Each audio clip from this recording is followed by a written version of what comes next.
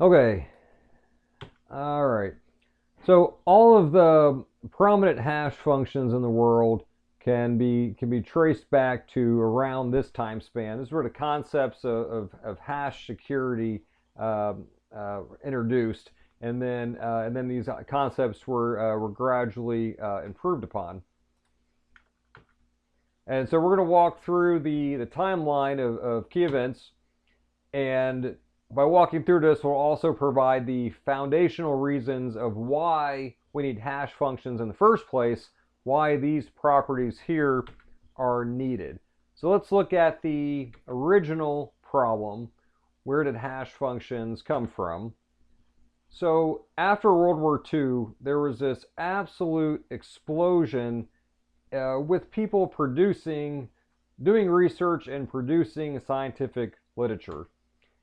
And if you were this guy here, you were working on a certain topic, so in this case, the blue topic, there was now no way to stay apprised of all the new blue topic related material that was most likely being published routinely all over the planet. This stuff might help you. There was no way to access any of this stuff that might overlap with what you're working on. So this guy's nightmare was to be spending his time on the blue topic that somebody else might have already solved or had an answer to or could help out with, directly or indirectly. This is that guy's nightmare. So this individual, Hans Peter, invented the first hash function in order to help solve this problem. So you could take, or he did, he took any size document, could be 1 page, could be 1,000 pages, doesn't matter. He would put the document through his machine. It would record all of the keywords, or it would capture all the words, it would record all the keywords, and it would output the most common keywords or the most common topic words, and it would create just a list of what the main points of this document was. And he would repeat this for all these new publications going on, and he would add in the author's name and date, give a little more context, and he would put the main topics of their work in a small list right after their name, and he would put all of this on a mailing list, and you could subscribe to it, and he would mail it out to all of his subscribers every so often. So now if you're working on the blue topic, now you have a way to stay apprised and also figure out who else might be working on it and get in touch with them. And this was a wildly popular service. This was considered just a really huge deal. And Hans Peter also introduced us to he also was the first to start thinking through some of the problems of taking any size document and reducing it down to a certain size. And this is where some of the properties of hash functions come in. And the idea of any size document resulting in a set number of output. Or another way to think about it is you have this unlimited number of documents out there, these possible documents, but you do have to limit your output in order to keep it within a printed list, compact enough to go into a mailing list. So we'll go through his problem, and this is just kind of a loose example, and say he limited himself to 10 words. That's still about 40 million possible combinations. So it's not too much of a problem yet, but he was the first to start talking about how this could be a problem. And one way to think of it is, imagine you had this ball of peanut butter, 40 million tiny pieces of peanut butter, and this piece of bread represents 40 million square inches. What Lund was trying to do was take every little bit of peanut butter and put it on every available square inch of bread. So spread out the peanut butter as evenly as possible. Or put it another way, if you had two different documents, put them through his algorithm, there'd be the smallest possible chance that they would result in the same 10-word string. If they did result in the same 10-word string, that would be called a collision, and collision would confuse his readers. It would be bad. But if you spread the peanut butter enough, best case for any document, there's only a 1 in 40 million chance this would happen. And for practical purposes, it essentially means that it's never going to happen. So to kind of sum it up, Lund provided the first hash function. He had an algorithm. He took a document of any size and he turned it into a small fixed size output, and he minimized the chances of there being a repeat output, i.e. a collision, as much as he possibly could. And now let's look at the first cryptographic application of this. So we had this idea of a one-way function, any size document down to a fixed length. And Ralph Merkle took this idea and he wanted to take it a step further for cryptographic purposes. And here was the problem he was looking at.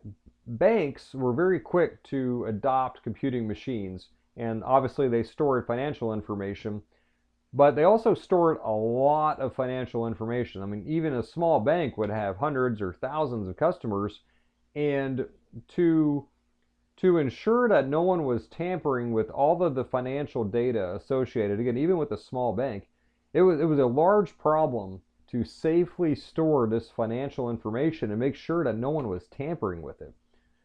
So Merkle looked at this problem of safeguarding financial files and said, hey, we can combine these two ideas. We can combine a one-way function and we can combine DES to solve this. So let's go back to what DES was. We had this four-step process. So it would repeat, it would iterate. Here's another way of looking at it just from a horizontal point of view. For DES, you had 64 bits going in, and we go through this left-right process of expansion, shuffling, adding keys, and so on. And this process is iterated 16 times, and you have 64 bits come out. And what Merkle pointed out was there is no crack to DES. You have to have the key. So your only option to understand or to get back the plain text if you're given this output is to have the key. If you don't have the key, your only option is to guess and check. And this is because DES was completely random. So because of DES as a process was completely random, Merkle said, we can just take the key out completely. And you still end up, even with no key, if you put an input in, you're still going to end up with an output that gives you no information whatsoever about the input. And this is scientists and researchers just continuing to learn about these capabilities. So in other words, because the process of DES, shuffling and substitutions, DES itself, the DES process is completely random. If you have an output and you have this process, even though it's publicly known, your only option to ascertain what the input was to just guess and check and run this process, which would be an unfeasible requirement. Just keep rerunning it and checking it until you find the right 64-bit output. And then just compare this again, or compare this to a simple counterexample. If you're given the output of this equation, it'd be very easy to find x. But this is the exact opposite with DES. If you're given the output, there was no possible way you can find the input other than no possible way you can find the input. So Merkle's idea was we just split up a financial document every 64 bits. We run it through DES again and again and again and again. At the end, you're going to end up with a 64-bit hash value. And remember, this is collision-free. So DES is truly random. It's going to spread the outputs. It's going to make the chances of two different inputs, two different financial documents, giving us the same output, an astronomically small chance of that happening.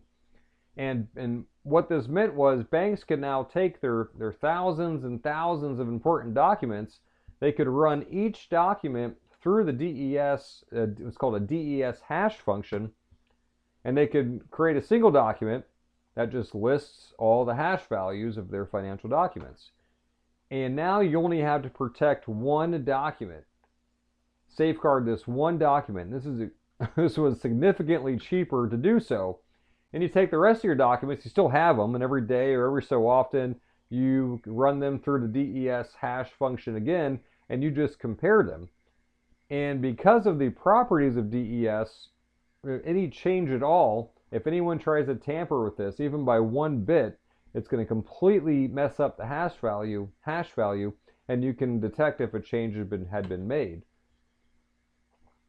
So that's why you also hear these terms describing hash functions: data authentication, data integrity. It was a way to ensure you had data authentication, data integrity, and you can see how they line up with the hash function properties. Here you cannot reverse.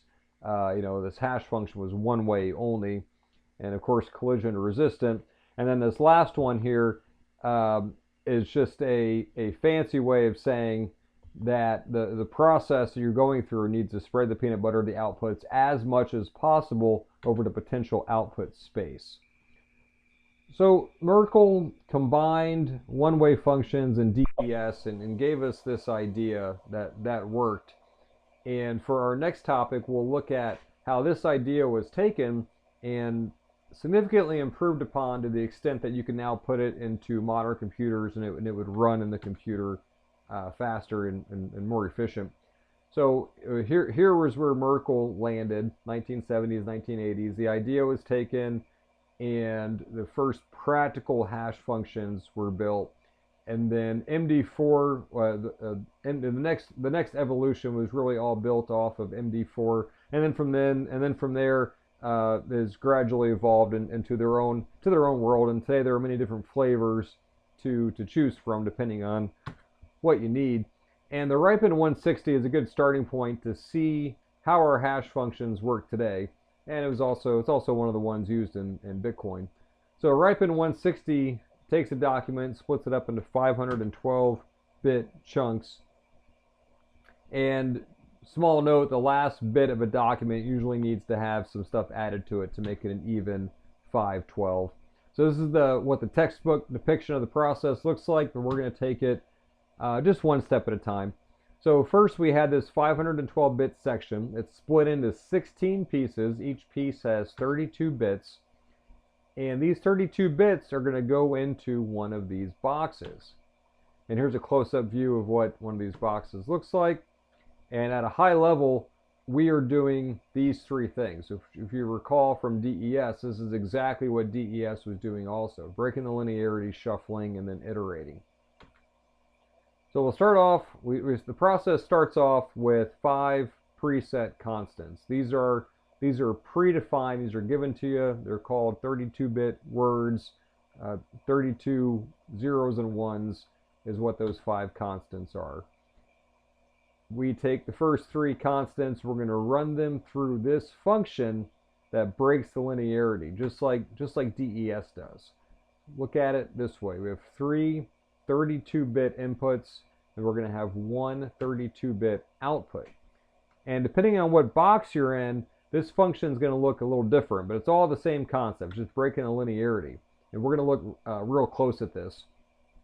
So these functions use different Boolean gates. These are what the Boolean gates look like. Input, corresponding output based on the inputs. So function 1, for example, is XORs. These are your initial values, the ones and zeros of B, C, and D. You XOR them together, and this is the result. So again, we have 3 32-bit inputs. We're getting a 32-bit output, and it's the various Boolean gates that we're using, or here's what breaking the linearity. So think back to DES for a minute. It was the 6-bit compression. It was the expansion up to 6 bits, and then substitution tables compressing it back down to 4 bits. And this is what broke the link and made the output random. And this is the same concept that's at work here in these tables. So you have your output bits here. It's either going to be a 0 or a 1, but it's broken. There's no way to trace it back to what these input bits could be. So there's no way to trace back this input bit or this output bit back to these input bits. These gates break the link between the output and the input. So the result here is completely unpredictable. This is the same thing as if your computer were just your computer is just tossing a coin, completely random, completely unpredictable. This function here breaks the linearity. So the result of this function, again, is a 32 bits, and it's going to be XORed with the initial value A. And now we had the first input from our actual document that we're hashing. So here's where our 512 bits start to come in. And this process is going to also iterate 16 times. And only one of these 16 chunks here are going to be used in each iteration. So we only have 32 bits going in. It's going to be added to this 32 bits that came out. And then the order in which these go in are also shuffled. These are the shuffling rules behind it. They're published or given to you. We're not going to go into it. So going down again, now there's a constant called K, XOR'd again. I'm not going to get into that. These are the K values. No need to get into more detail. And then the rest here is just a series of shifts, and we have this big shift here. And the shifts here are going to change based on what iteration you're in, just another means of increasing the shuffle. And at the end of this, you're going to get 5 new 32-bit chunks, 32-bit words, and these are going to be used as the feedback over the next 15 iterations, 16 iterations total. And over these 16 iterations, you have all 512 bits that are being fed in from your source document. So this is your 512 bits being fed in from your source document. So this whole process is going to be done a number of times. So we're using the same 512 bits, but each time it's in each little different section here, the 16 32 bits are being inputted in a different shuffle order. These left and right columns are occurring simultaneously. They're using different Boolean functions to break the linearity. They're using different constants, different flavor of shifts. And at the end here, you had these two sides combined again with the initial values are XORed together. So at the end of it, we had this initial piece of 512 bits coming in. We had our preset values. We added in our 512 bits. And now we get 160 scrambled bits coming out. Now the 160 scrambled bits are going to go all the way back up, and the process is going to iterate this time with the next batch of 512 bits. So this process keeps iterating for every 512-bit chunk. And at the end, it doesn't matter how many 512-bit chunks we had. This could be a 1 megabyte document, a terabyte document. You're still going to end up with a 160-bit hash value. And this is the ripened 160. And so going back now to our peanut butter analogy, another way to look at it, there are an infinite number of documents in the world that we can hash. But the size of the output is finite. It's 2 to the 160. So some textbooks show it like this, and I do like the pigeonhole or the duck hole example. So the idea is this: if the hash function outputs the same value from 2 different documents, think of it as it's outputting the same duck, and these ducks are going to try to fly through the same hole. There's a collision. So collision resistant entails this function yielding the maximum amount of unique ducks possible, so they all can fly through their own hole safely. Or if you have infinity ducks and finite duck holes, you want to make as many unique ducks as possible. Your upper bound is 2 to the 160, so each duck has their own hole to fly through. Or you want each unique duck to have the same chance or same probability of being an output. So if not, say for example, this unique duck here happens to occur more often. So it occurs 10 times more often than the other ones. Then there's a chance you can get 2 different documents out there in the world that when they're hashed, they're going to produce the same duck. And those 2 ducks are going to fly through a hole. That's what a collision is called. So now we're going to look at this from a totally different point of view. Another way of looking at it, why are collisions bad? They're bad because if you have a financial document and it hashes to this value, it looks like this duck. So if collisions are easy to do, this guy Chuck here could go in he can make changes to this financial document, and he can get these two documents to hash to the same value. So that's why we need collision resistant. It's for data authentication. It's to prevent the tampering. It's to be able to detect tampering. So you know when you hash this document, the value that you get out of it could have only come from that document. And just like DES, the process here is pure random. It's nonlinear. Any small change in this document is going to create the avalanche effect. It'll completely explode the output. So think back to our example from DES is we input this sentence here into DES and we got this output, and then we changed just one letter, which is just changing one binary bit. Just that one binary bit change completely exploded the output. So knowing the hash value gives no information whatsoever about the source document. So if you know this document and you know its hash value, you cannot make another document that's going to produce the same hash value. There's no Chuck out there that can make another document that's slightly different. And there's another nuanced definition here, another property. We're not going to cover this, but just know about it. And the point is that modern hash functions are easy on computing machines, and they satisfy all of the requisites that Merkle pointed out with the DES hash functions. And now for our last topic, it's very similar to Ripen. This is what another hash function that Bitcoin uses. We're just going to go through this very quickly. And here's the process. First, the message is padded, and then 512 bits are taken through to the first round. And this is what a round of SHA-56 looks like. And it's all the same ingredients as the Ripen. You're breaking linearity, you're doing shuffles, and you're doing iterations. 64 iterations in this case. And after 64 runs, you get this 256 output. And again, this output's going to feed back in, and you're going to take the next 512 bits, and this process is going to compete.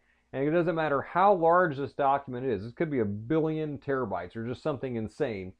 You're going to go through this process. You're going to end up with one 256-bit output. So that's it for all the topics, and this is the last slide. These are just some key terms you may also come across when it comes to hash functions.